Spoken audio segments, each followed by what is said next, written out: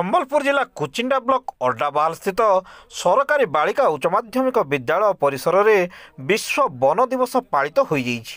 ବିଦ୍ୟାଳୟର ଅଧ୍ୟକ୍ଷ ରଞ୍ଜନ କୁମାର ନାୟକଙ୍କ ସଭାପତିତ୍ୱରେ ଆୟୋଜିତ ସଭାରେ ମୁଖ୍ୟ ଅତିଥି ଭାବରେ ବିଶିଷ୍ଟ ସମାଜସେବୀ ପ୍ରକୃତିବନ୍ଧୁ ସୁଭାଷ ଚନ୍ଦ୍ର ନାୟକ, ପରିବେଶବିତ୍ पंडित अलेख पति, प्रकृतिबंधु रवींद्र दास और सांबादिक गगन शर्मा सम्मानित अतिथि भाव में जोगदे वन सुरक्षा, सामाजिक वनीकरण, वृक्षर पाउथुवा उपकार आवश्यकता विषय बुझाइबा सह यह किपरि ध्वंस हेब नहीं से नहीं सचेतनता सृष्टि करथिले।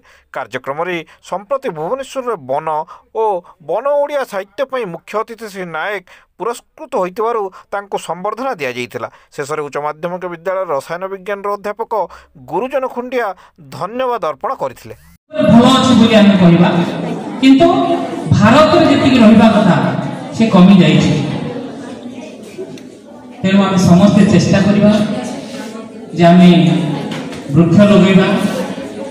माल ऊपर जेमिति हमर यशस्वी प्रधानमंत्री श्री नरेंद्र मोदी जो वार्ता हमकु देइ छथि जे आम माँ की जमी पूजा कर गछ को सेमती पूजा करने गछ लगे अंतत पक्षे समस्ते गछ लगे निजर जन्म जयंती हो कि पिता माता विवाह वार्षिकी उत्सव हो